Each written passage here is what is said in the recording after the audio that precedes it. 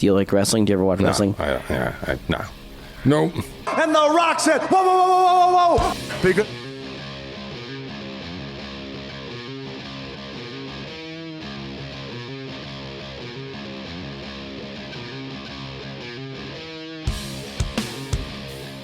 What's up, gang? Welcome to Watch Wrestling with Mike Wellman, the podcast that breaks down the biggest stories in and out of the ring. I am your host. My name is Mike Wellman. Thank you for hitting that play button. You already know we appreciate you here, as always. This is episode 77 of Watch Wrestling with Mike Wellman, if you can believe that. We got a big show. It is an XL week on the podcast because it is Wrestlemania week. Can you believe it? It's actually Wrestlemania week. And Wrestlemania is upon us. So, we got a lot to get to. We're also going to talk a little bit about AEW on this episode. We're going to talk about those AEW, roster cuts in AEW. So, AEW finally made some roster cuts here, so we're going to get to that. And yeah, joining me, as always, to preview the action set for wherever WrestleMania is going down in Philadelphia. I don't know, on the steps of that City Hall steps where Rocky ran around, or what else they got in Philadelphia? Are they going to be at the ECW Arena for WrestleMania? I don't know the venue. But joining me to talk about all the action, as always, the man with no plan, wrestling fan Kris, a.k.a. the notorious KRS. What's up, Kris? What's up, Mike? I'm here in my study, sitting, creeping over to the shelf because the story is almost finished. Oh, do you have your smoking jacket on? Are you going to... Yes, I have a peace pipe. I have a pipe. You're going to pack your pipe and grab a good book because it's time to finish the story. That's correct. All right. We'll see. We're going to be back right here, folks, reviewing WrestleMania. We're going to record our WrestleMania review show on Monday. So we'll see what kind of state I am in after this story gets finished at WrestleMania. So, yes, we got a lot to get to, but we're going to talk about the cards that have been put out there for both nights, and like I said, get to those AEW roster cuts. So you already know what it is, folks. We got a lot to talk about, but before we go any farther, that's right, we need you to be kind, like, subscribe, and share. The podcast that breaks down the biggest stories in and out of the ring. You can find us on Facebook, Watch Wrestling Pod, Instagram, Watch Wrestling Podcast, and X at W Wrestling Pod, YouTube, Spotify, Apple Podcasts, Patreon.com/Watch Wrestling if you're so inclined to support the podcast. So find us on socials. You know who we found on those socials.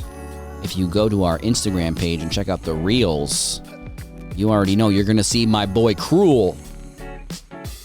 Because we saw Cruel at an indie show a couple weeks ago and got the reels and then got the F out of his way. Yes, sir. Isn't that right, Kris? You have to. It's the only thing you can do. Yeah, remember we were saying on the show how the first time we saw Cruel, he was like, move.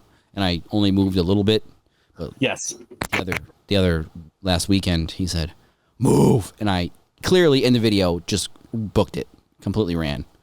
I mean, you had to. I felt a little trapped, at the old Tower Square show. I felt like I was in the wrong place at the wrong time between this pretty decent, hard-hitting matchup that we saw between Dirty Bulk Bronson and the Atrocity Cruel. It's, a lot different than Heath being in the mix against Cruel, so.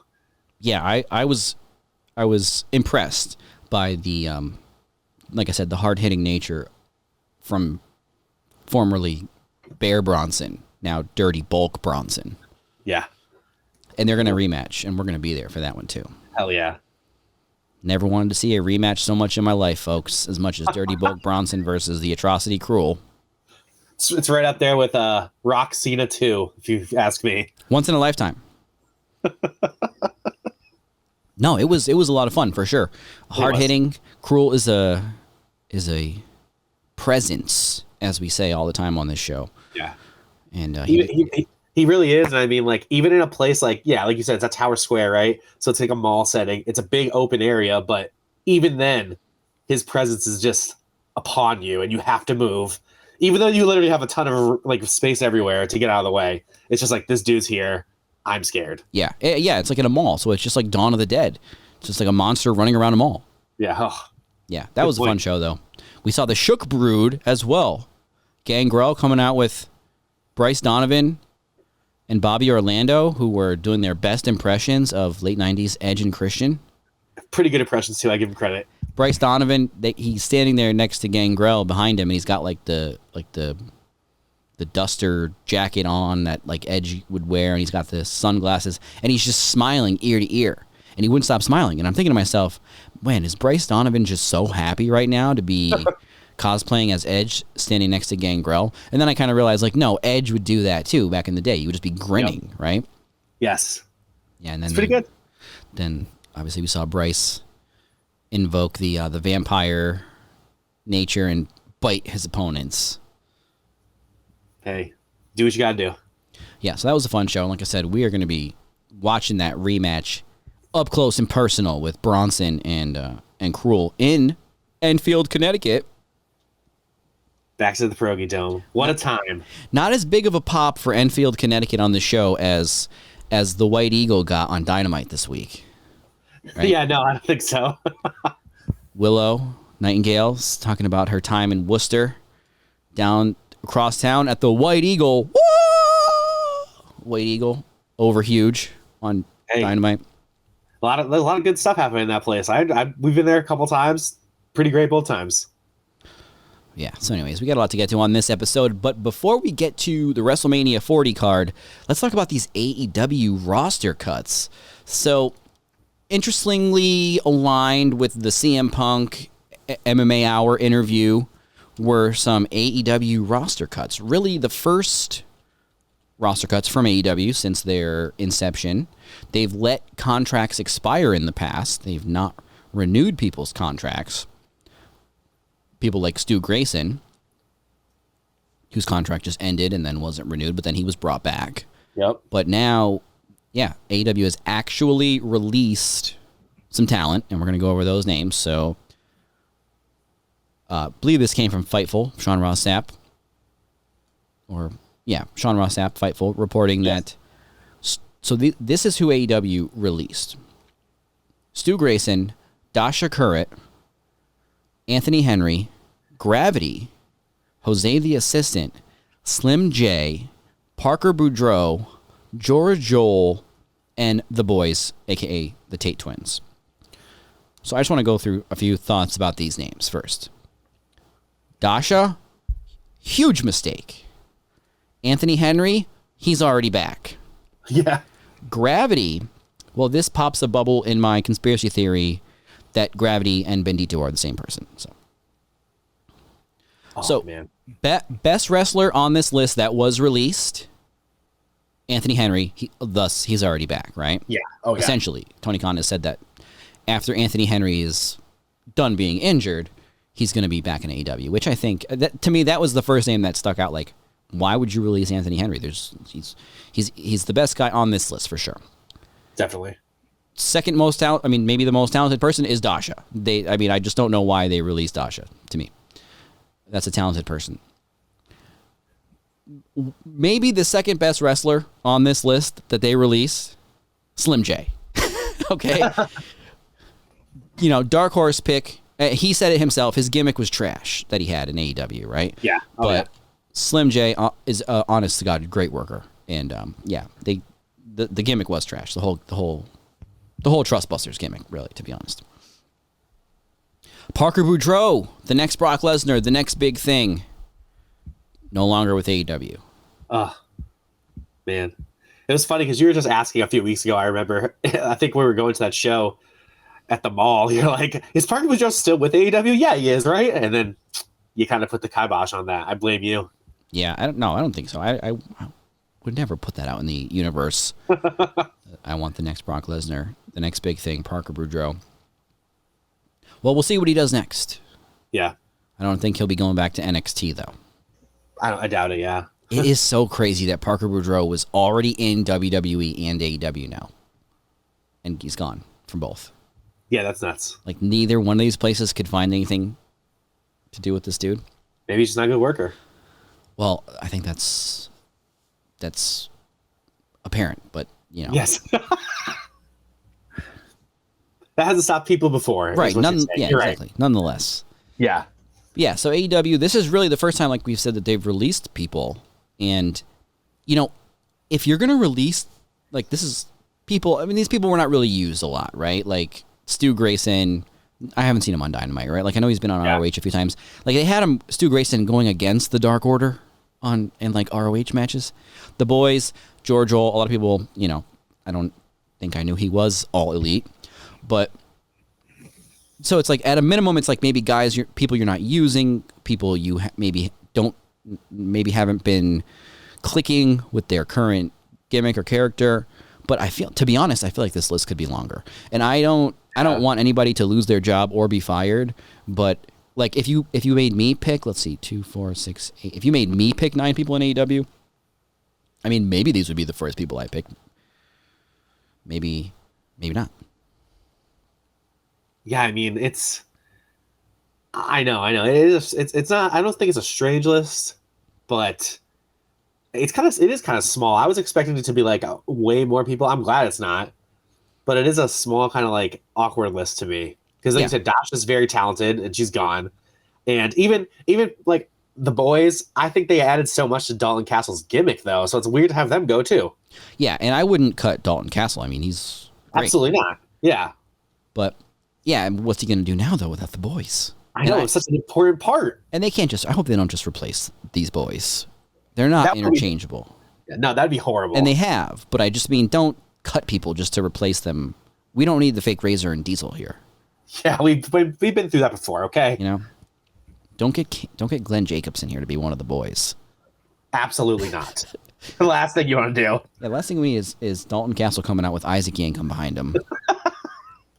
But it works so well for Jerry the King Lawler. So, but also what I mean when I say the list might be longer is how much money are you saving by cutting these guys? No offense to any of these people on this list, but I mean, you just signed Ospreay, Mercedes, and Okada. I mean, those are big names coming with big money contracts. It's not a 1-for-1, you know, it's like we just signed Will Ospreay. Sorry, Stu Grayson, you got to go. It's like you would need like 10 of Stu Grayson. Yeah, like to your point too, Slim J was like tweeting that he like still had another job while he was signed to AEW, and it's definitely he couldn't get his like wife and child out of the like apartment they lived in, right? He said something like that. So it's like, how much money are you saving when this guy still had another job? Like, you know? Yeah.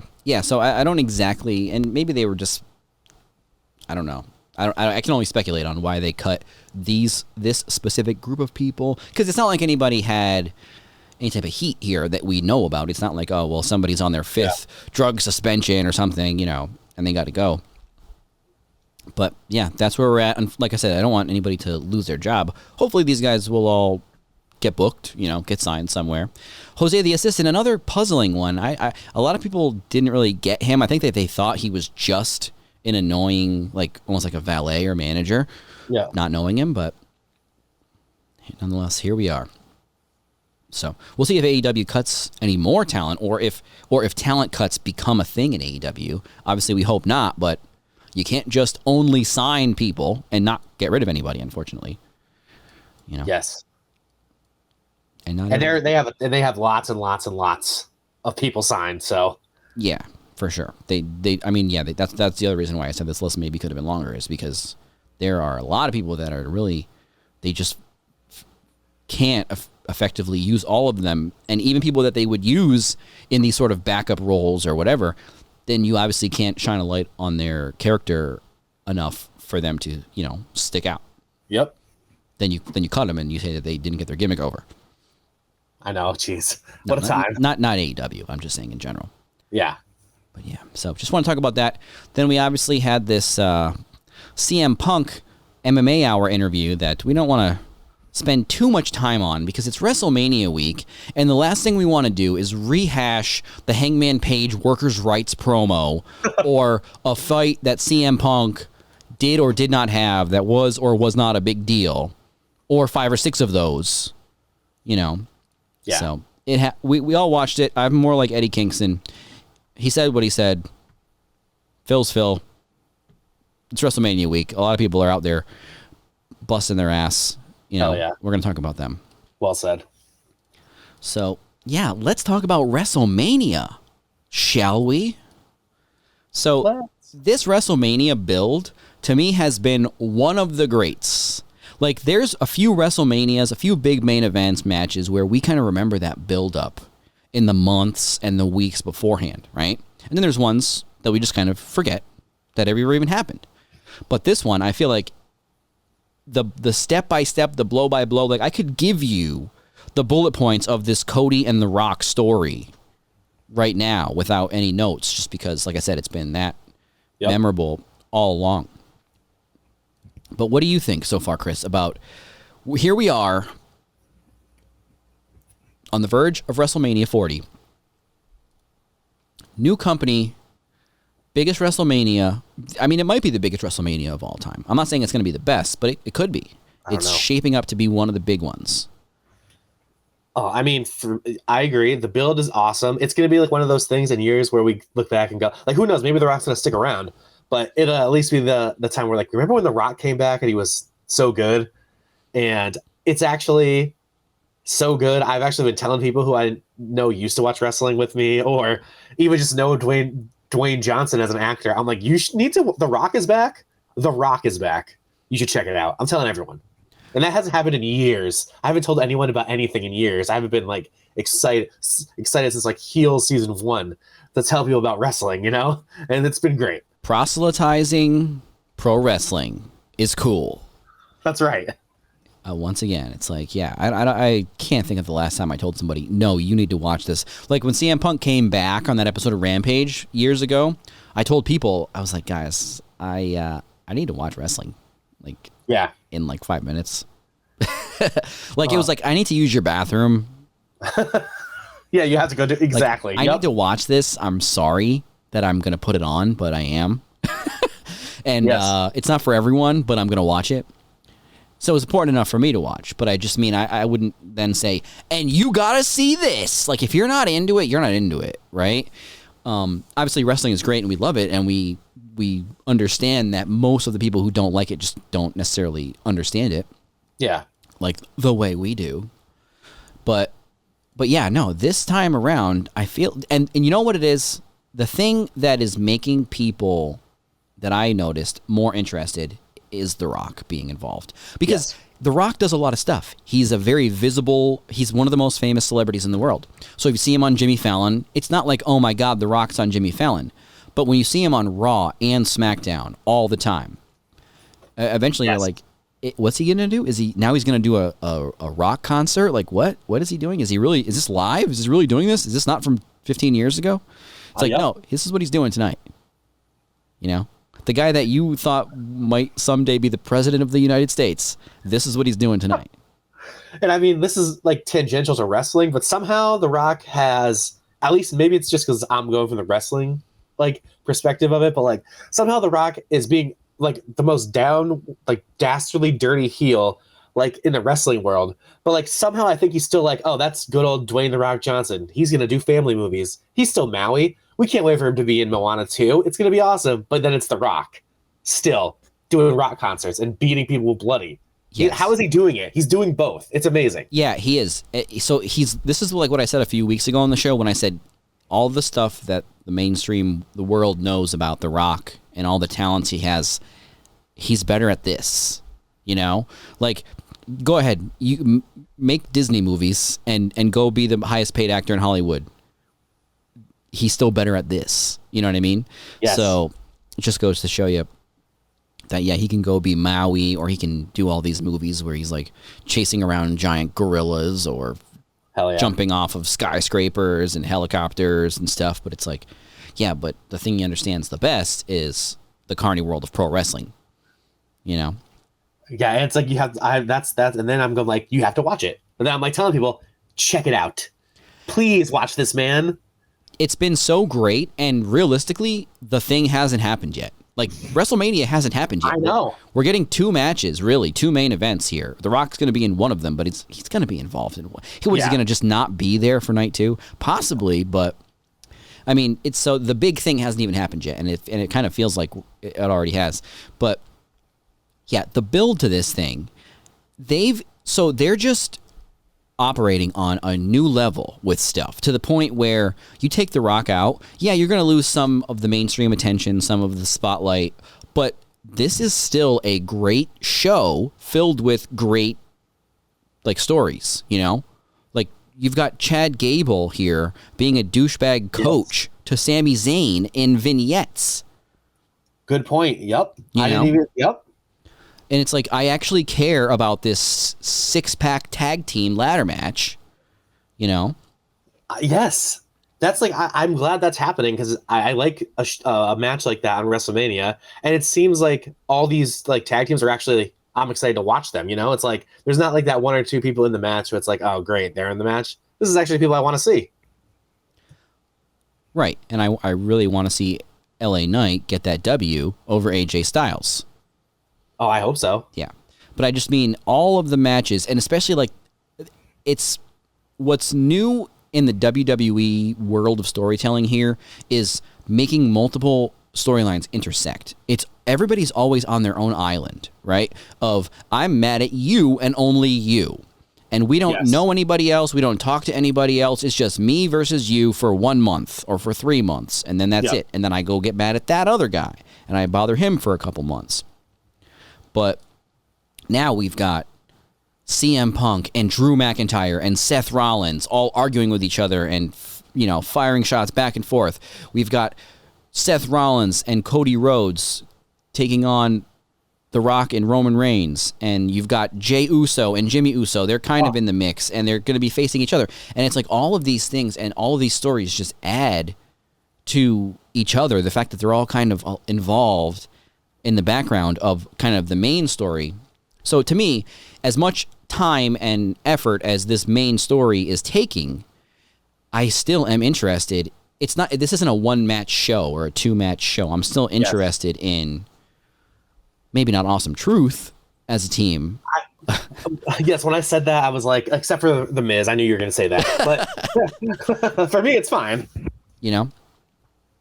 But yeah, so WWE has been firing a lot with the storytelling. And I mean, we haven't even really talked on the show about just the camera angles that they've been pulling off here. These shots are amazing. Like going from the back before, I didn't even know this was like, we've gotten backstage shots before, but I've never, I don't think, seen a camera angle where you go straight from the locker or the hallway backstage through the gorilla position all the way out through the ramp into the arena. Like we've gotten that a few times. Yeah, like it's like cinematic, and I don't want to sound like pretentious, but like it is. It's like more big event feel than like jump cuts. You know? God, some of the old, even going back not that far, not that long ago, just really anything with Kevin Dunn involved. Some of those things are hard to watch in hindsight. Like no wonder, like 17 camera cuts in like 2 seconds. It's dizzying. Yeah, that's definitely like, that reminds me of like a children's show, right? Like just nonstop like action. It's not even action, just like movement.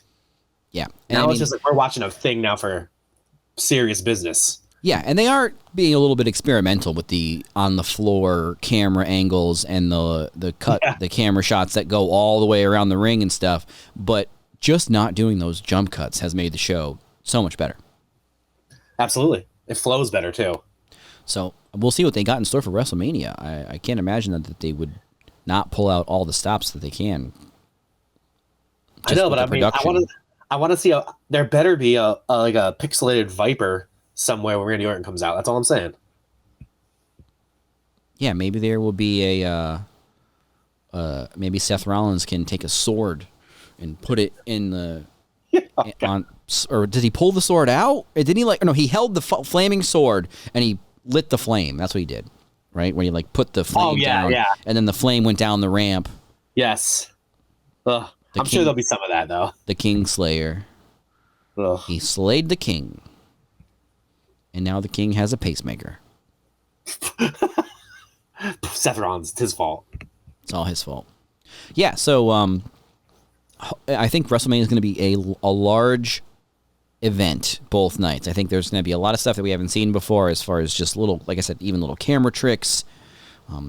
The AR stuff has come so far over the years. Even the one of just Roman's crotch when the bloodline comes out and it's like the augmented Roman Reigns standing there in the pants and the shirt. Oh yeah, yeah. Even that's come along. But some of them are actually really good now.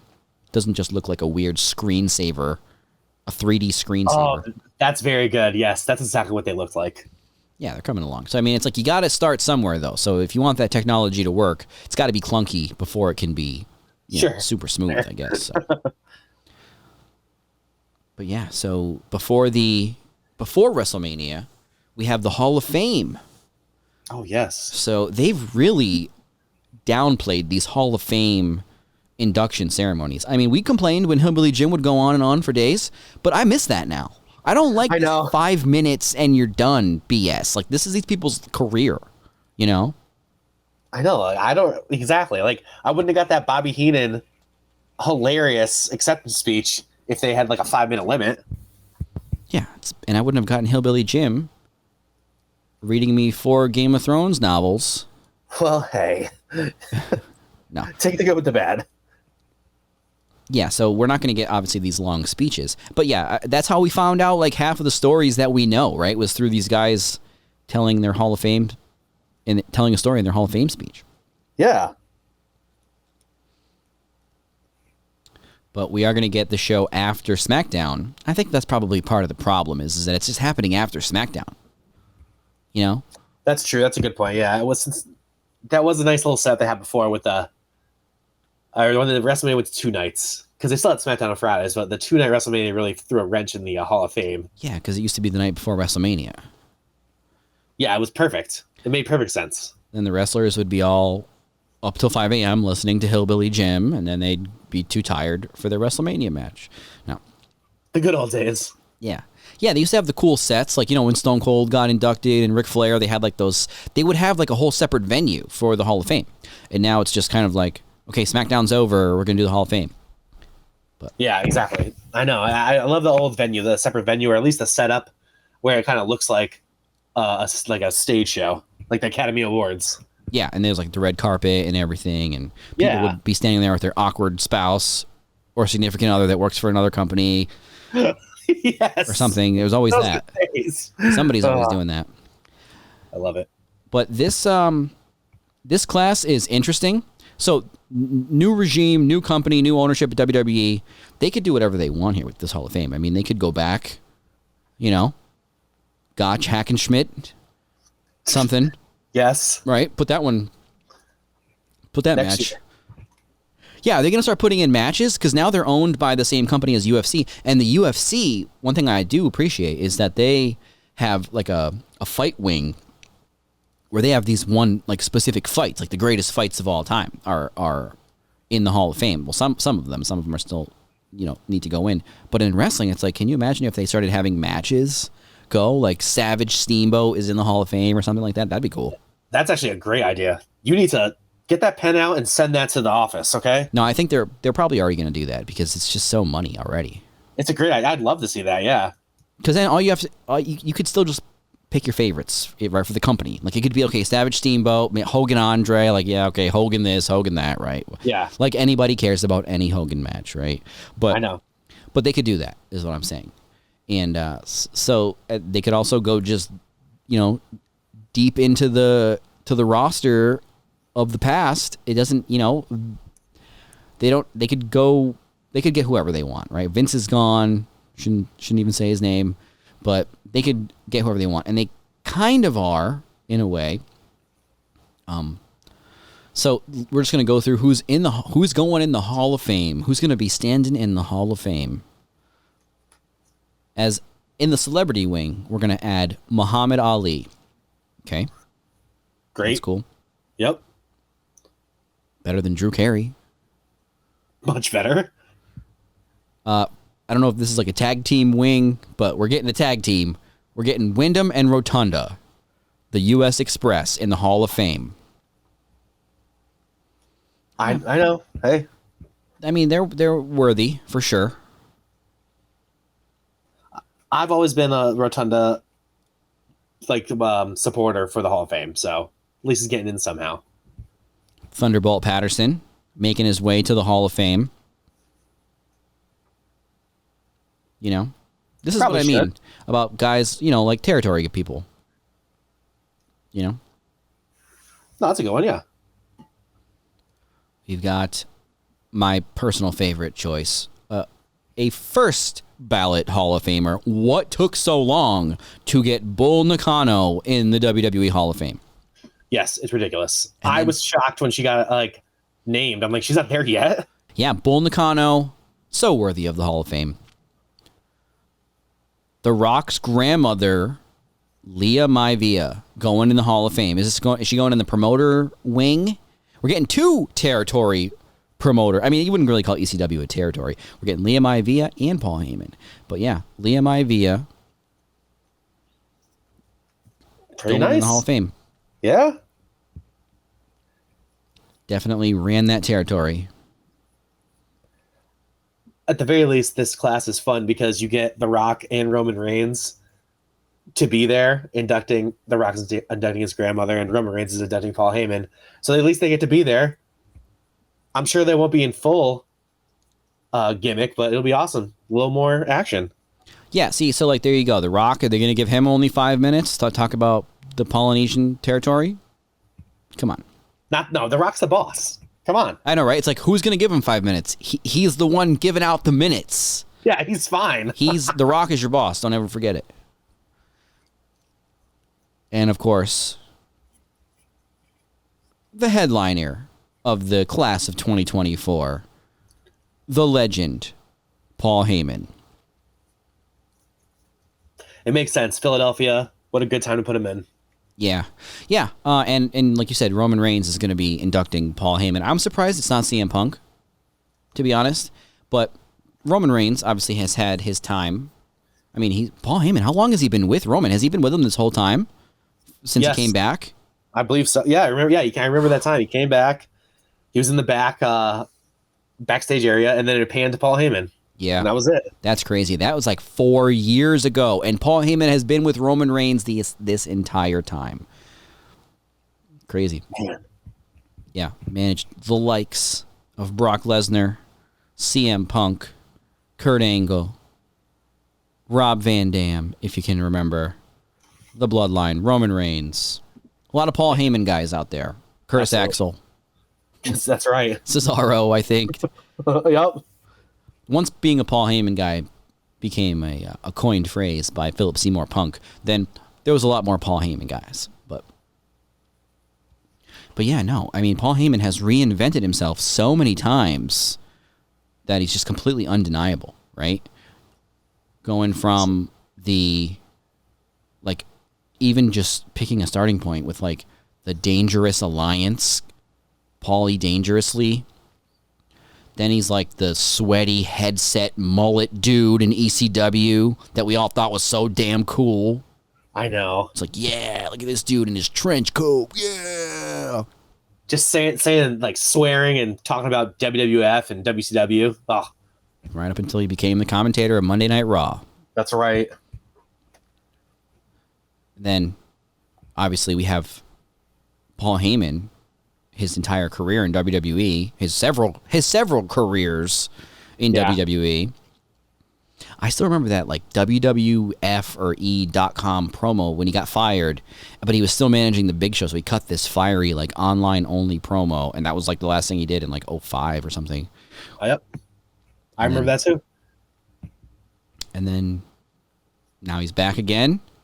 More Paul Heyman guys. Don't forget about the he basically, when SmackDown and Raw, the first brand split, he was the one doing SmackDown when it had a better rating than Raw. Oh yeah, for sure. Yeah, the legendary run as SmackDown. I don't know if he was officially the head writer of SmackDown, but that was definitely My SmackDown's favorite time heyday in wrestling. Yep. for sure. And then he came back with like Eric Bischoff, and they were supposed to run Raw and SmackDown behind the scenes, and that just didn't really happen. Yeah, that was crazy. That was like 3 months. Yeah. And then, and ever since then, he's been the wise man to the tribal chief. And the mullet is gone. Yep. If you think about his like life too and who he's associated with, like you said, the Dangerous Alliance, but that's like early Steve Austin. He knew, like Arn Anderson, Bobby Eaton, those guys are legends. Like Brock Lesnar, all these guys. It's crazy. Roman Reigns, he's involved in that. Punk, he's involved in that. So many things that he's involved in. He just knew. Undertaker back when he was in WCW as Mean Mark. He had him first. And as a fellow booker, you've got to appreciate Paul Heyman, his eye for talent, right? Yes, I mean he got Spike Dudley, who we love, I get, right? Yes. I mean that guy on this podcast we do.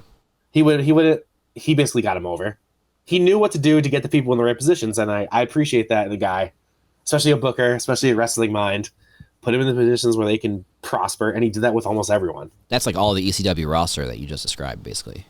Yes, you're right. As we can tell by when ECW and WWE ECW, and everyone got cut eventually because they all sucked. And a sticking point for me is the contentious issue that Paul Heyman had with He Who Must Not Be Named in 05-ish when he left the company, when he left WWE, was because at the ECW Elimination Chamber, Paul Heyman wanted the last two guys in the match to be CM Punk and Rob Van Dam. And I'm pretty sure the last two guys in the match were Bobby Lashley and Test. I think that's correct. Hall of Fame worthy right there. That was actually the last WWF thing I watched for like 7 years. Yeah, I mean, that'll make you shut your TV off forever. Yeah. I actually bought that pay-per-view. I was in college. How embarrassing. People watched it with me, and they saw that. Ugh. But just knowing that was his idea. CM Punk and Rob Van Dam as the last two. Like, yes, please. Yeah. And then obviously knowing that it didn't happen, and that things like that were happening that he fought so hard against caused such a divergence. It's like, well, the guy stuck to his guns, Yeah, and he still always finds his way back. Vince always accepts him back, even like after that promo he did, like you said, the .com exclusive, where he just really went off on him, and he always has bad things. It's not bad things. I mean, probably correct things, right? That he always said about Vince, about that man, and he always found his way back because he's just a good mind for the sport, for the business. Well, because he's Paul Heyman. That's right. He knows. So Hall of Fame going down Friday night, right? Also, pretty good NXT card. We don't have time to get to it. I might watch this one. I don't know. During the day, I gotta go mow the lawn. Got a lot of chores, adulting to be done before we can get into the fake fighting. But I might sit down and watch me this Stand and Deliver card. Yeah, it's good. I'm glad you're thinking about it. Yeah, no, I'm gonna watch it. Spoiler. So let's take a look now at how these cards are set up for night one and night two. So night one, we're presumably starting off with, we have a tag team match, playa. Rey Mysterio and Dragon Lee versus Santos Escobar and Dominic Mysterio. Pretty good. I'm surprised they're putting Rey and Dom in a tag match opposite each other and not just going a one-on-one. Yeah, but I mean, I won't complain about Santos Escobar and Dragon Lee being on the card, so whatever, that's fine. Yeah, for sure. We'll see if Dan Barry's going to be accompanying Dirty Dom to the ring this year at WrestleMania. He almost always has to, right? I mean, come on. We have a trios match. This one kind of came out of nowhere. Bianca Belair, Naomi, and Jade Cargill making her WrestleMania debut. Has she even wrestled in WWE yet? I don't think so. Versus an all-time great trio here, folks, of Dakota Kai, Asuka, and Kairi Sane. I love it. Yeah, that one, not a lot of build, but, Yeah, it's fine. Not a lot, whatever. Shocker, Bianca did all the heavy lifting. Got this six-pack ladder match, which I'm looking forward to this one. This reminds me of those ladder matches back in the day that used to actually matter, right? You've got the Judgment Day defending the Undisputed Tag Team Championship against Awesome Truth, DIY, The New Day, the New Catch Republic versus the A-Town Down Under Your Mom. Yes. Yeah. A-Town Down still in this match? They haven't been removed yet? As of this recording? Yeah, it was strange to see that still, yeah. So, this is night one, folks. Jey Uso versus Jimmy Uso. I am so looking forward to this match. Let's go. It's going to be a good one, yeah. Oh, yeah. The Usos versus each other. And then we have the Intercontinental Championship being defended. The challenger, the underdog, Sami Zayn, taking on the champion, Gunther. We're going to be great. So then they're putting this one on night one, the Women's World Championship, Rhea Ripley versus Becky Lynch. These two are also on the MMA Hour this week. Oh, yeah, that's true. Are we keeping kayfabe on the MMA Hour when you have CM Punk talking about like how he choked Jock Perry after a match, but because he wanted to use glass in a segment, but then we're having Rhea Ripley and Becky Lynch come on the same exact program and fight? It's a delicate balance. But yeah, no, this match has been built pretty well. Obviously, it's hard to take some of the spotlight from people like The Rock, but Rhea Ripley's doing her part. She's getting those views, that's for sure, on the internet. Yeah. Delivering those stink faces. Got everybody talking. In Springfield. Where else? The Rock. Is The Rock wrestling? The Rock? Like The Rock? Yes. He's going to be there? Wow. And he's going to like wrestle? Yeah. The main event of night one, presumably the main event. I mean, like, you could have done a different match at the main event of night one, but it's got to be The Rock. Yeah. The Rock and Roman Reigns.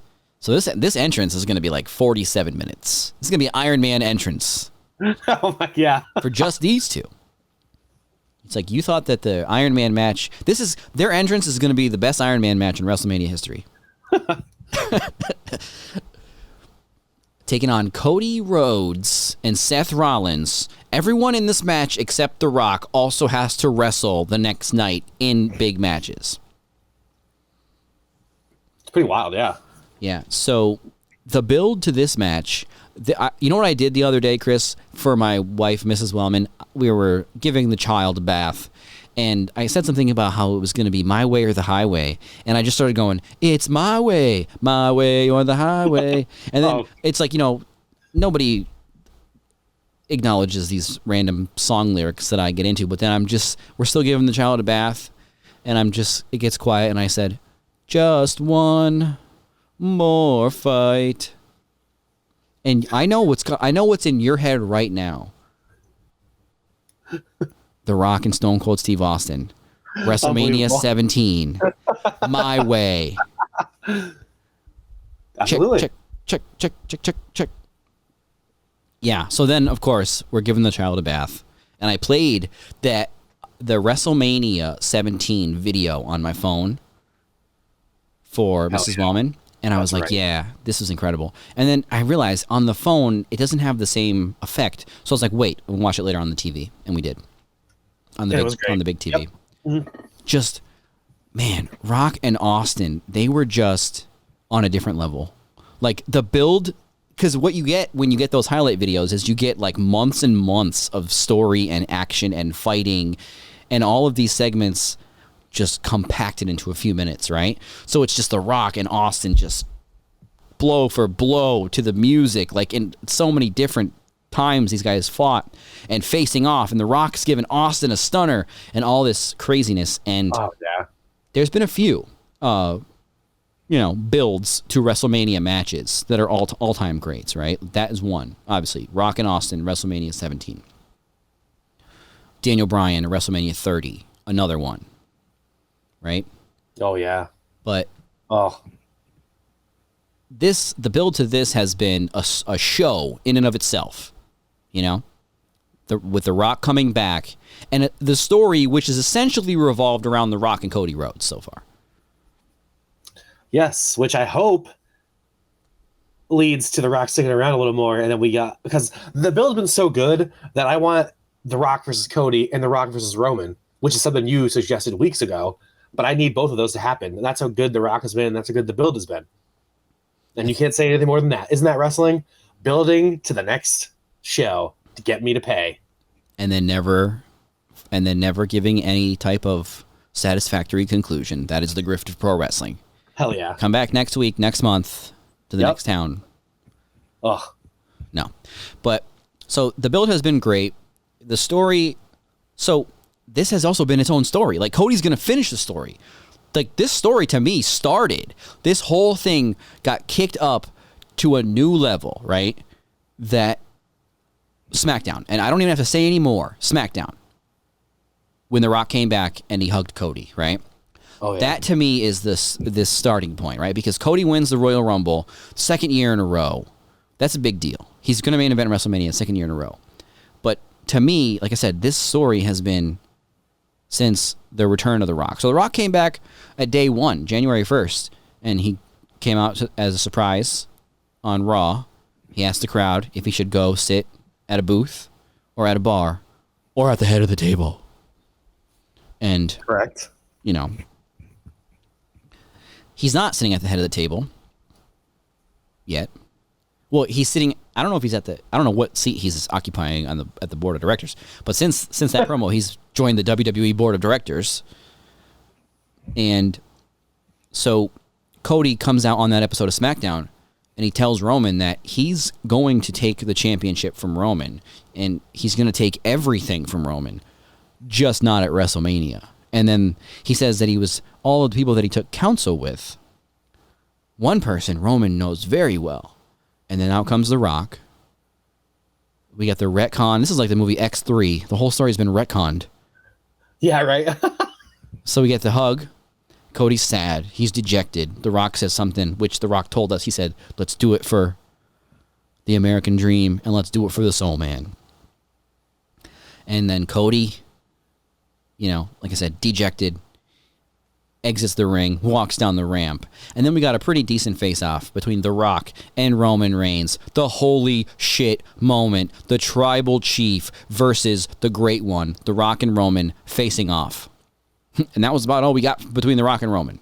Yeah. Because, well, actually, we got the WrestleMania kickoff event, which I thought was also good. Because it's an outside of the ring kind of an event that was like a wrestling show I would say there was kind of went off a cliff there at the end, but it had this build and it had this drama, that like wrestling press conferences don't usually get. Yes. So I really appreciated at the WrestleMania kickoff show, the whole bloodline. I mean, we got everybody up there as part of this family tree, right? It's like the High Chief Peter Maivia. I'm actually going to look up the Blood Oath and the High Chief Peter Maivia. The Rock's grandfather, Roman Reigns' grandfather.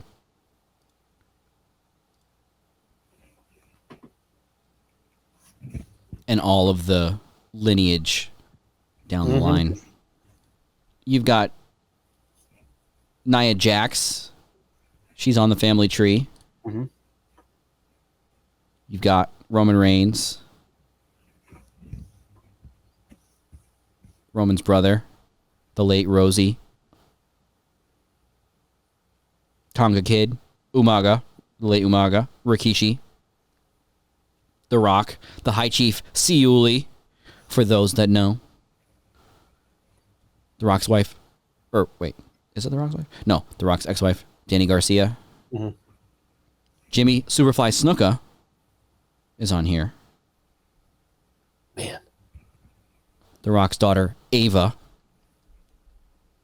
Solo Sikoa, his brother, Joshua Fatu, his brother, Jonathan Fatu, his wife, Trinity Fatu,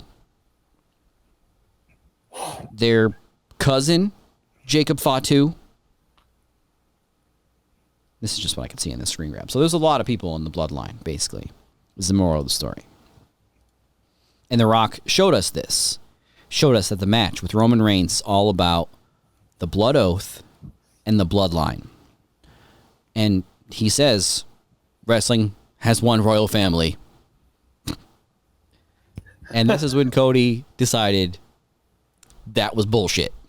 So Cody comes out. He's had enough of this. Talking about wrestling only having one royal family. I mean, if there's anything that gets under Cody's skin, it's saying that wrestling only has one royal family. That's right. So then Cody says, I choose you, Pikachu. Wait, is Pikachu on the family tree? Yeah. You missed it. It was under your screen grab. It was under there. Yeah. So now Cody reclaims his spot at WrestleMania against Roman Reigns. And now we're like, what? Well, we're already doing this. I had the same reaction as Roman Reigns. Like, what? We're already doing this. You're in the past. But then Cody says, no, I won the Royal Rumble. Now Cody is taking his rightful place in the main event of WrestleMania year 2 here. The Rock's pissed off. He bitch slaps Cody. Right there. That was a big slap. Yes. The Rock has big hands. Like, why are his hands so big? It's for lifting. Jeez. Okay. So then Seth Rollins doesn't like what he sees. He's stepping up to The Rock. This was a chaotic scene. We got these two, the bloodline going against the baby faces, Cody and Seth. Got that great promo that they filmed, the two tag teams. The Rock and Sock connection. Yes, uh-huh. And Cody and Seth, I don't know what you'd call them. The New Shield. All right, it's good as anything else. It's as good as anything else I've ever written. The new Rockers, maybe? Yeah. The new Rockers, Cody and Seth. See, we'll get there. We get there, folks. So now it's like, what? We're gonna have a tag team? Where's Teddy Long? Like, we got two teams facing off here. So this is when it kind of comes into, sight that the plans maybe have changed. Maybe they were this all along. I tend to think that the plans kind of changed away from Rock versus Roman to this tag team match. The Cody Crybabies, yeah. We get the Rock talking about how he goes on the Pat McAfee show talking about how the Cody Crybabies are upset. People like Dave LaGreca. He didn't name Dave LaGreca. He said, I don't know who that guy is, but I know he's an idiot. It's amazing. The Rock going on Instagram once a week for 25-minute promos, legendary promos on Instagram. And then the week-to-week, the build. So The Rock slaps Cody. I did take some notes to try to get us through this. Let me see if I can get back there. All right, so we already did. The Rock comes out. Rock and Cody hug. Cody becomes sad. The Rock and Roman face off. The bloodline, the blood oath. Cody interrupts them, says he now chooses Roman. We're back to Cody versus Roman. Cody and Seth face off with Rock and Roman. Okay, The Rock slaps Cody. Roman gets annoyed. Remember that stage when Roman was kind of getting annoyed by all this? Yes. So then he said to The Rock, he said, I need something from you. I need you to acknowledge me. And The Rock acknowledged him. The Rock acknowledged his tribal chief. Done. Amazing. Cody and Seth come back to SmackDown. Cody gets that receipt and slaps The Rock. And then at the PLE in Australia, Cody challenges The Rock. Oh, shit. Cody's going to finish the story against The Rock. The Rock counters with a counteroffer. How about a tag team match? Night 1, The Rock, Roman Reigns versus Cody, Seth Rollins. So if Cody and Seth win on night 1, the Bloodline will be banned from ringside on night 2. Otherwise, it is going to be Bloodline rules on night 2, which means anything goes. The whole Bloodline will be involved, making it impossible for Cody to win. Just like Austin Theory knew he couldn't win against Roman, so he cashed in his Money in the Bank on somebody else. Yes. Cody can't cash in his Royal Rumble match. Well, he could have, but he didn't. Yeah, he just didn't. Sorry. Yeah. So, this has been great this week to week. The thing I'm looking forward to most, honestly, is The Rock and Seth Rollins wrestling each other. I don't know why. This is what I want to see. I want to see that tag of like, and then in the ring, it's The Rock and Seth Rollins. And not just for a second and then somebody tags out. That's not bad. You're right. I didn't think of that either. That's going to be great. So kind of weird. They're just like, I mean, The Rock's definitely not off to the side, but thinking about The Rock and Seth Rollins together is off to the side. Right. Just like the main event of night 2. Correct. But so then The Rock, with these Instagram promos and The Rock concert, now he's bringing up Cody's mother, talking about Mama Rose. Well, actually, Cody brought up his mom first because he said he couldn't give that championship. He couldn't hand it to the American Dream, but he can hand it to his mother, who I forgot her name. What's Cody's? I'm just going to literally Google Cody's mom. Okay, apparently there was a cartoon called Cody's Mom. That's weird.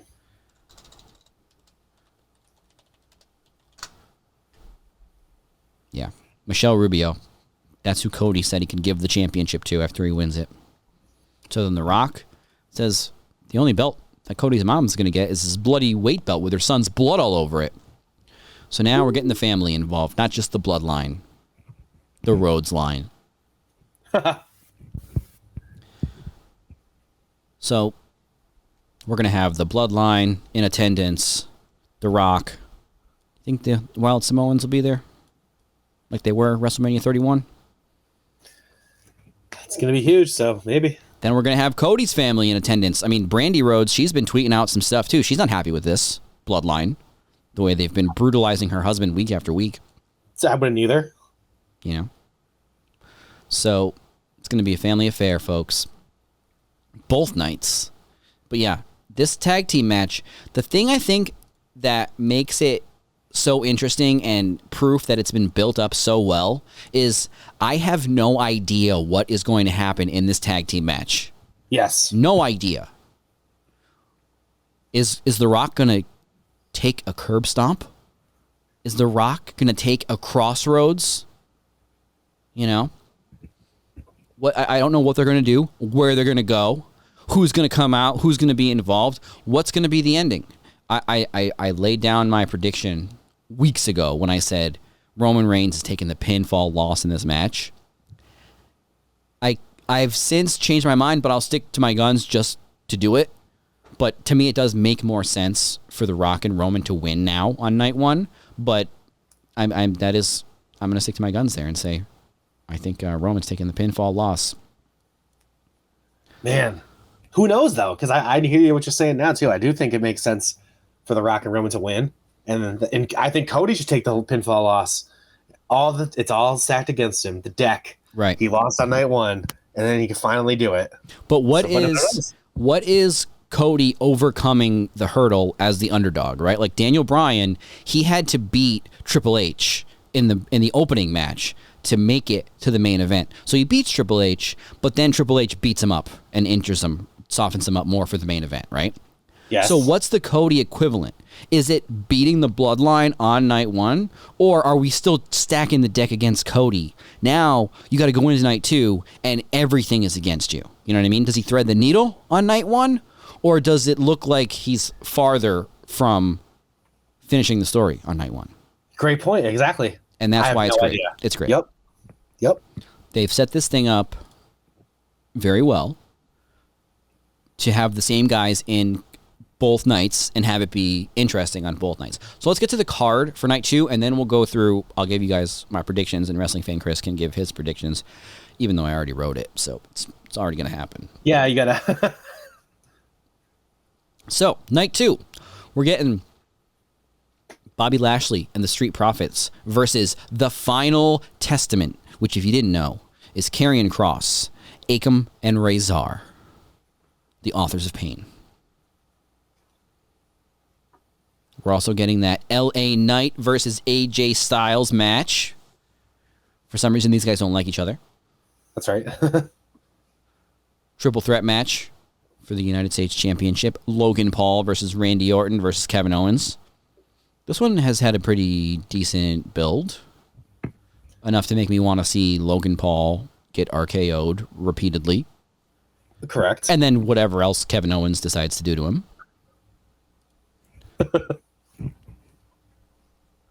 WWE Women's Championship. Royal Rumble winner Bayley challenging the champ Iyo Sky. All the title matches are going down on night 2, it seems, because we have the World Heavyweight Championship. Seth Rollins defending against Drew McIntyre, the arch nemesis of CM Punk, who's going to be on commentary at WrestleMania, at least for this match. I don't know if he's going to be on commentary for the whole show, for both nights, just this match, but I would say we're at least going to see Punk sharing his thoughts during this match. I hope it's more than just this match, but I think it's just going to be this one. I just hope that during this match, CM Punk does not talk about Hangman Page or Tony Khan or Jon Moxley or Jack Perry or the Young Bucks. Well, he can't talk about the Young Bucks, but who else can he talk about? He's going to say something like cheeky, Of course he is. Something about Real Glass. Yeah, something like that. No, yeah. if he talks about Real Glass, he's just going to piss himself off. You're right. Because you can't say Real Glass around CM Punk. It'll just piss him off. And then Michael Cole gets choked out. Choked out. Nothing else. Pat McAfee gets choked unconscious. Yeah, right. Pat McAfee says, that looks like Real Glass. Next thing you know. So then, the main event of WrestleMania XL. The undisputed WWE Universal Championship, the rematch from last year's main event of WrestleMania, Roman Reigns defending against Cody Rhodes. And folks, we are going to finish the story. Done. Podcast over. Yes. That was good. I wanted to see how long you could lay out for there. See if maybe you thought it was serious. That's a shoot. Click. I can't hear you. Yeah. So, hello? Hang up on wrestling fan Kris.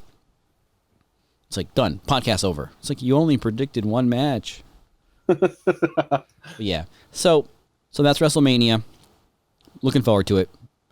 It's could be one of the biggest WrestleManias of all time. The biggest WrestleMania in at least a decade. It's got to be. Absolutely. The presence of the Great One.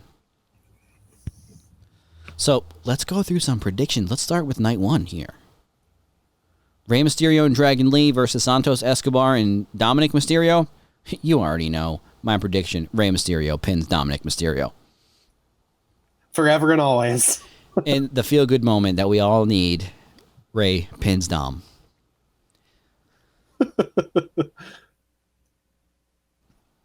Actually, I think if we're making predictions that we think are going to be accurate, I do think it's going to be Santos Escobar and Dominic Mysterio getting the win. Yeah, that probably makes sense in storyline-wise. Bianca Belair, Naomi, and Jade Cargill are going to murder Damage Control. Correct. 6-pack ladder match. What do you think, Kris? Who do you think is going to win? So, I hear rumors that the 2 teams are going to win somehow and separate the belts again, but I'm going to not speculate on that because that's a little too difficult. I kind of like that idea, though, but I'm thinking the Judgment Day is going to lose. That's all I can give you right now. I don't think he's going to win. Okay, fine. That was your chance. You had your chance. I'm thinking we are going to finish the story, folks. The new WWE Tag Team Champions. I don't care if they get both belts, one belt. I don't care. You are looking at the next Tag Team Champions. Johnny Gargano and Tommaso Ciampa. Black and gold forever. I hope so. I actually do think, honestly, though, use my head, I really do think Awesome Truth is taking home 2 belts. I'm telling you. They're going to capitalize on our truth, and just because they want to make Mike Wellman mad, The Miz is going to have a title out of WrestleMania. You're not going to make me mad. You're going to make my wife and child mad when I smash our television in our house. You know those Super Bowl videos you see when someone punched the TV at a party? It's not even their TV. I saw a video of a guy who was at like a house party outside, and he just took the TV off the wall, and his girlfriend presumably started stomping on it too. Ugh. They all started stomping. The TV's already like, after one shot on these TVs, it's already not working anymore. And they're just like, did you ever see that clip of the lady watching her kid wrestle and she's snapping her own glasses? And she snaps her own glasses like 6 different times, and she's just standing there snapping smaller and smaller pieces. That's going to be me. Just if The Miz wins. No. Okay, I hope that doesn't happen. Yeah. So, all right. DIY is the pick. If you needed a back, if you want me to play your game and say 2 teams, it's going to be DIY and the new Blackjacks, Pete Dunne and Tyler Bate. That would be nice. I mean, I think that would be the best way to go, because you want some new blood, and they can both teams can put on great matches against whoever. So that'd be nice. Yep. So I'm going to go with DIY and the new British Bulldogs. Oh, that's good. What else? Jey Uso, Jimmy Uso. I predict this is going to be a great match, and I'm going to go ahead and say Jey Uso is going to yeet his brother and get the win. That seems like the way to go, yes. Intercontinental. Go ahead. What if, but maybe, am I going to overbook myself here? Maybe Jimmy wins, and it's like the first stage of the bloodline taking over, and that's how they build it. I don't know. The bloodline taking over? What do you think they've been doing for 4 years? Well, I mean, just the WrestleMania. Oh, like winning at WrestleMania? Yes, that's like, yeah. Yeah, or it could be the first crack in the bloodline. Just Jimmy. That's actually better. That's better. Do you think we're going to have a little solo Sikoa? I mean, the third brother here, we got brother versus brother. Who's going to be the Martha Hart throwing in the towel? Oh, wait, that was against Bob Backlund. But still. Yeah. Do you think we're going to have Solo getting involved here? It's brother versus brother. Which brother do you pick? Yeah, he'll be down with Jimmy, right? So who knows? Yeah. So the Intercontinental Championship, Gunther defending against Sami Zayn. I'm going to pick Gunther to retain the Intercontinental Championship. I think so. If it was Chad Gable, I think Chad Gable was going to win. But yeah, it's going to be Gunther. For sure. So my pick to win this match is Chad Gable winning the Intercontinental Championship. Yeah, very good. What is this, WCW 2000? All right. Women's World Championship, Rhea Ripley versus Becky Lynch. I was back and forth on this one. I think I'm going to go with... Who do you think, Chris? I think it's Becky Lynch. Only because, I mean, I think Rhea Ripley is so over right now, and Becky Lynch, one of the best of all time, right? But she's like at her hottest since she was the man, I think. So let's capitalize on that for now. And maybe we could build to another match at SummerSlam or something. Oh, you're already looking to the future. Well, some of these matches I just don't care if I get right or wrong. But some of them I'm like, I don't know. I don't want to make the wrong choice. I don't know. This one's tough. I will pick Rhea Ripley just to go opposite you here. Okay. We're not even writing these down, folks. I'm not going to remember this. So, night 1, main event, the biggest tag team match of all time, The Rock and Roman Reigns versus Cody Rhodes and Seth Rollins. Like I said earlier, I have not a clue what is going to happen in this match at all whatsoever, period. But I am going to make a pick. And my pick is that... Do I have to keep the same pick? I think I do, right? Cody and Seth win. Yep. The more I think about it, though, the more I think... So, I don't know. I don't want to be a flip-flopper, because then I'll just say whichever one happens, I'll say I picked that. But I would also hate to go against my original pick and then have that happen, because it's almost like I gave it back. Yes. Like if Roman gets pinned, come on, that's what I picked. So let's just stick with it. Roman Reigns gets pinned by Cody Rhodes on night 1. That's my pick. I'm going to go with Cody's getting pinned night 1, because night 2, The Rock's going to be doing some shenanigans to set up a match with Roman and to help Cody win. And the only way they can do that is if the bloodline's out there. So that's what I'm going with. So I'm going to stick with my pick, but I'll play your game here and go kind of the alternative. And this isn't for keeping score. This would be incredible. So yeah, The Rock and Roman win, setting up just bedlam for night 2, right? Yeah. The world against Cody, right? The Rock comes out, like you said, he's going to pull some shenanigans. It's going to be everybody. The Bloodline, Jimmy Uso, Solo Sikoa, maybe more, right? Whatever, whomever. But how does Cody come back from all this, right? Well, maybe Seth Rollins helps Cody as well. Maybe like 5 other people come out and help Cody. Yeah. Is what I'll say. Maybe somebody needs to come out and stop The Rock, who has a history with him. Okay, I know what you're saying. So let's get into night 2. Night 2, Bobby Lashley and the Street Profits versus the Final Testament. I'm going to pick Bobby Lashley and the Street Profits. I would yeah, just because even though I like the Street Profits, I do. Just Karrion Kross is so like bland. You know, it's just sorry. But they would be better for them to win. But too bad. I do like the Street Profits. I know since they've basically started wearing suits and started hanging out with Bobby Lashley, they haven't really done much. But I'm sorry, I meant the Authors of Pain. I like them. I also like Street Profits, obviously, and I like the Street Profits and Bobby Lashley together. I like the suit wearing Bobby Lashley and stuff. I think it'll go places. I like the Authors of Pain, is what I meant to say, but Karrion Kross is just like kind of brings them down, I think. So you're going, who are you picking? Gotta pick. I believe they're calling themselves the Pride. Bobby Lashley and the Street Profits. Yeah, I was just gonna say I watched one of them internet videos of, I believe it was, or no, maybe it was on what's like the Talking Smack. Is it still called Talking Smack? I think so. Yeah. Or is it Smack Your TV? I saw Angelo Dawkins, the whole crew, the Street Profits and Bobby Lashley. They were doing a backstage promo, and I thought it was pretty good. And yeah. I feel like they could use a little more time on TV to get this group over. I think so. Mic time. But yeah, we'll both go with the Pride. Yeah. So then we got LA Knight versus AJ Styles. LA Knight just needs to cook for a minute here. Just let him cook, okay? Yeah. Give these guys like 20 minutes and let LA Knight cook. We're yes. Chef Knight, okay? What's he cooking? I don't know. But you got to pick LA Knight here to get the big win over AJ Styles or Alan Jones. Alan Jones, yes. Correct. Alan Jones has been under the bright lights already at WrestleMania in the Boneyard match against The Undertaker.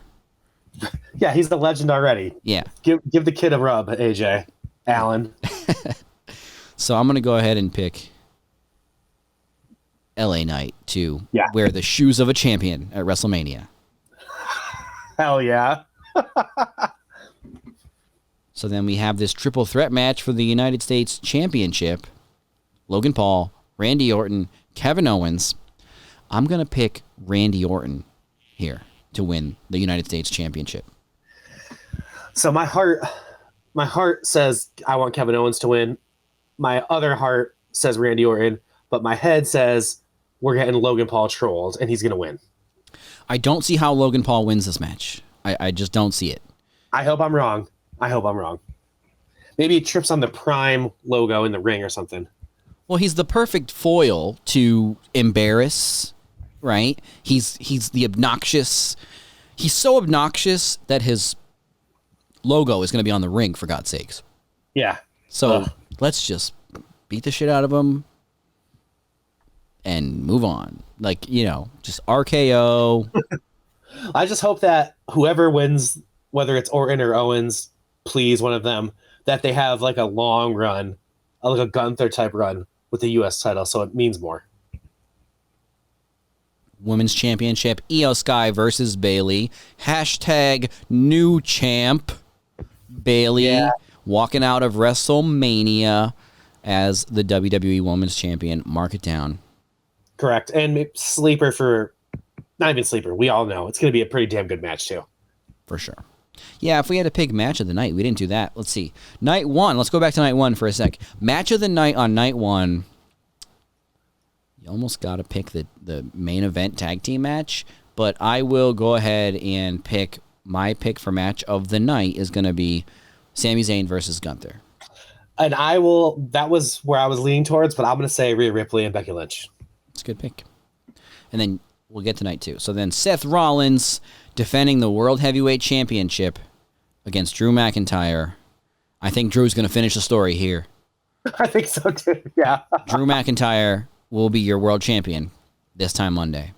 And man, wait, how mad is Drew going to be when he has to drop that title to CM Punk when Punk comes back? Oh boy. Yeah, we'll see what level of involvement Philip Seymour Punk has in this match, but yeah, he's probably, like you said, he's just going to choke out Pat McAfee. Well, we're excited for that. So then, the main event, Night 2, WrestleMania XL, the rematch, the undisputed WWE Universal Championship, Roman Reigns versus Cody Rhodes. Folks, you already know. This is the last time you will listen to this podcast with Roman Reigns as your Universal Champion, because Cody Rhodes is going to finish the story, or I am going to burn my house to the ground.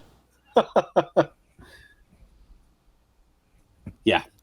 That's not a prediction. That's a spoiler. Cody's going to win, and there's going to be a bunch of shenanigans that are going to lead to Roman versus The Rock, which will eventually lead to Cody versus The Rock. Book it. Listen, you're booking out months in advance here. Can we get through the weekend? Okay, you're It's right. a I'm big sorry. weekend, all right? No dusty finishes here. So, Yes, Cody's going to win, and we're all going to go home happy. And if Cody doesn't win, I can't imagine the backlash in everyone's life. That's all. I'm not going to say how I think. I have a feeling how I think this Night 2 main event is going to go. And I'm not going to. I mean, folks, all we do is predict stuff on this show, right? I just don't want to go too crazy here. I don't want to overwhelm you guys ahead of WrestleMania. But I hope that CM Punk is not on commentary during this match, because there might be some real glass getting broken.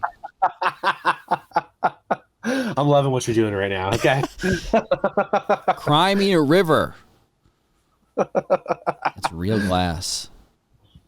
Yeah, no, I don't think Jack Perry's going to be involved in this match, but Cody's going to finish the story. That's all that matters. How we get there, maybe I can see it, maybe I can't. Mm-hmm. Maybe I can't think of any other Easter eggs to drop here. It's fine. We're good. We got him. So, Cody Rhodes is going to finish the story, folks. I hope you're as excited as we are. Man, I feel bad for wrestling fan Kris having to put up with me on a podcast on Monday when we do our WrestleMania review of both nights if Cody Rhodes is not the champion of the universe. That podcast won't start for 3 hours because it will just be nonstop kvetching. That's a shoot. No. Yeah, it won't even be about technical issues this time. It'll just be about the match. Yeah, I'll be I'll so be bad. bitching about it. Like, what are they doing? They're so stupid. It'll be like I'm in 9th grade all over again. What are they doing? They're so stupid. My guy didn't win. So stupid. Holding my guy back. That's all they're doing. Triple H won again. That's me. Ugh. Yeah. JBL is the champion. Ugh. Man, one of my favorite WrestleMania moments was JBL retiring.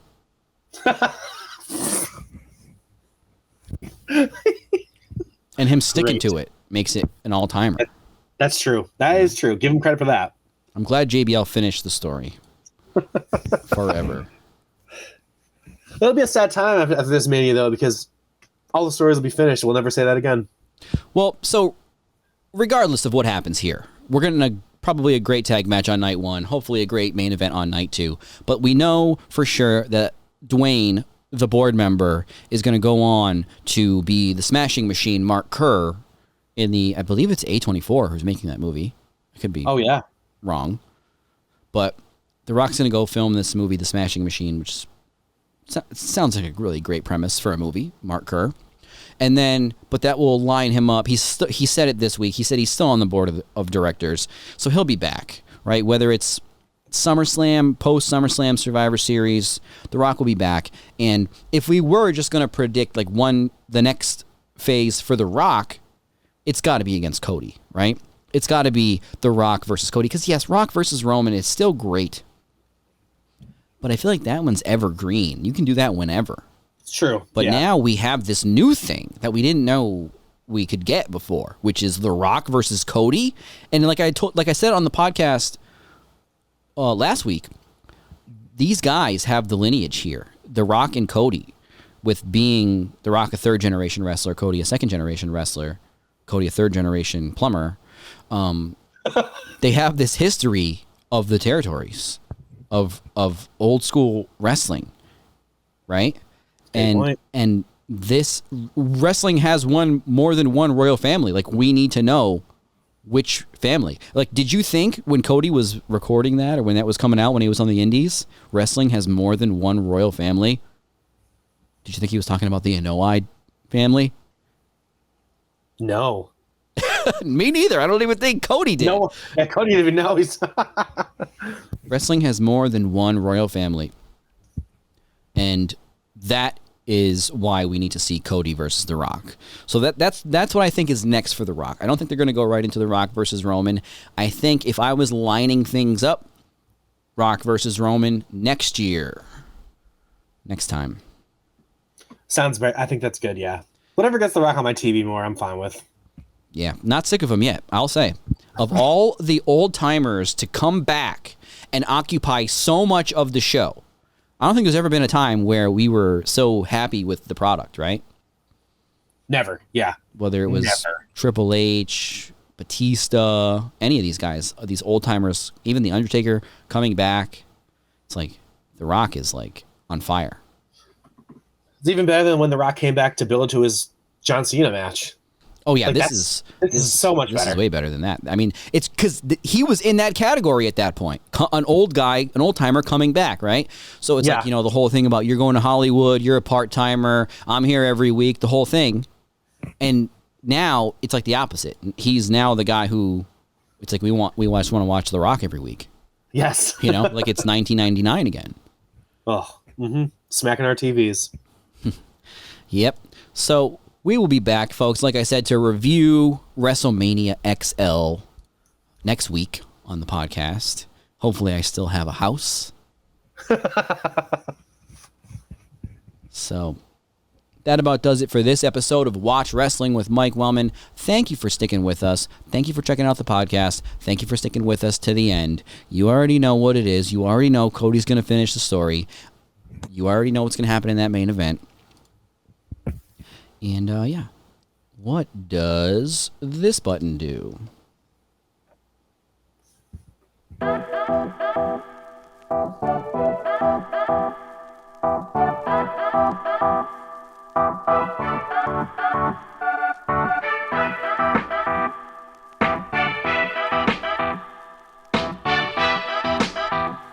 may need attention. What's a baby face? What's a baby face?